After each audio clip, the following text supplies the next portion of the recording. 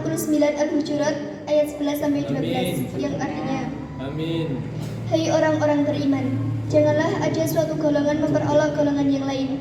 Boleh jadi yang diperolok itu lebih baik daripada yang memperolok. Juga jangan ada perempuan yang menertawakan perempuan yang lain. Boleh jadi yang ditertawakan itu lebih baik daripada yang ditertawakan.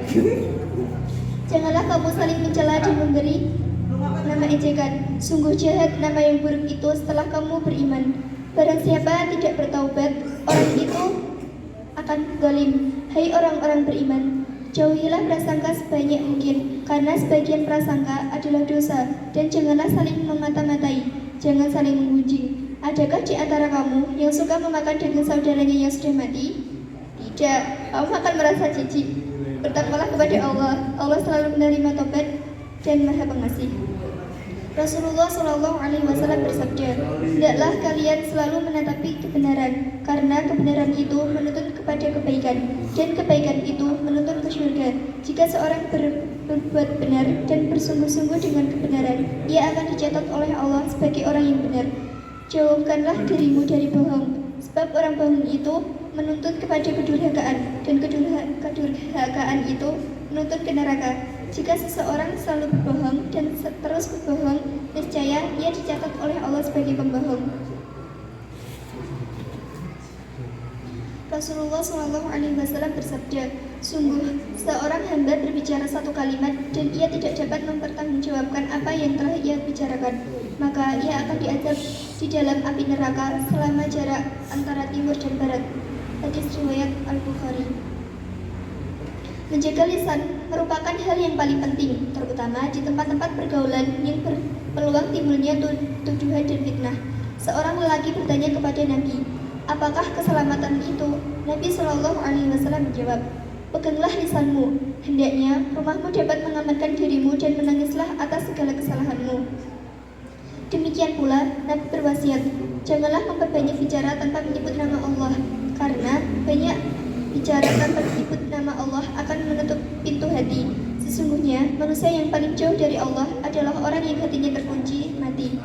Hadis riwayat Tirmidzi. Seorang muslim itu pribadi yang jauh dari kata-kata kotor dan memahami teladan Nabi yang tak pernah mengucapkan satupun yang melukai perasaan orang lain atau merusak kehormatannya. Seperti ungkapan Anas Rasulullah SAW bahwa Nabi SAW tidak pernah menggunakan bahasa yang kotor, memakai atau menyumpah. Ketika beliau ingin memperingatkan seseorang, beliau mengatakan, apakah yang salah dengannya? Boleh jadi dahinya tertutup oleh debu. Hadis riwayat Bukhari. Begitu pula muslim tidak mencurigai seseorang dengan sesuatu yang buruk. Hal ini sesuai dengan firman Allah Subhanahu wa taala. Hai orang-orang yang beriman, jauhilah prasangka sebanyak mungkin, karena sebagian prasangka adalah dosa. Dan janganlah saling memata-matai, jangan saling memunjing. Adakah di antara kamu yang suka memakai daging saudaranya yang sudah mati? Tidak, kamu akan merasa jijik. Bertakwalah kepada Allah.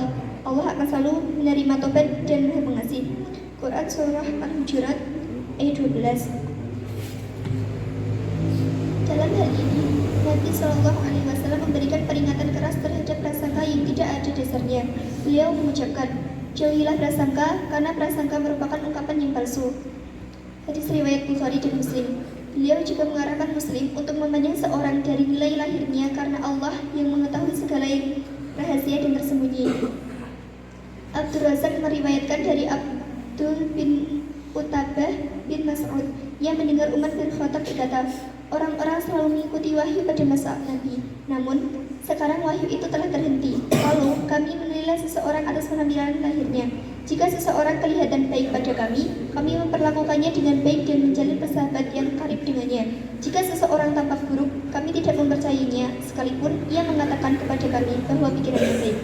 Seorang muslim hendaknya berhati-hati dalam perkataan dan tidak pernah melupakan firman Allah. Dan janganlah kau ikuti apa yang tidak kau ketahui, karena setiap pendengaran, penglihatan, atau hati, semuanya itu akan dimintai pertanggungjawaban. Quran Surah Al-Isra ayat 36. Ia juga dituntut untuk senantiasa berhati-hati dalam berbicara dan memikirkan setiap kata sebelum diucapkannya, karena ia mengetahui bahwa kata-kata akan mengangkatnya ke posisi yang diridhoi Allah atau menyebabkan kemarahannya.